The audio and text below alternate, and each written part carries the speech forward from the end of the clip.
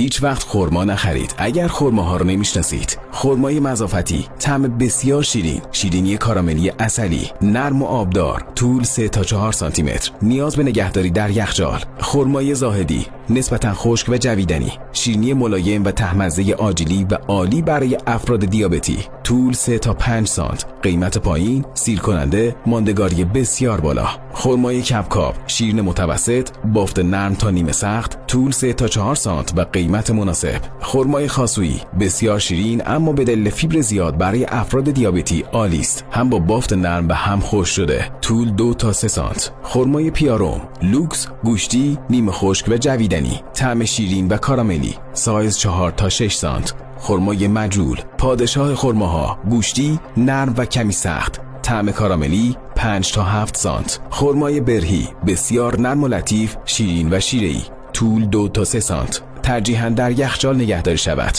اگر میخوای حرفه‌ای‌تر بشی، لذیذ تیوی رو فالو کن.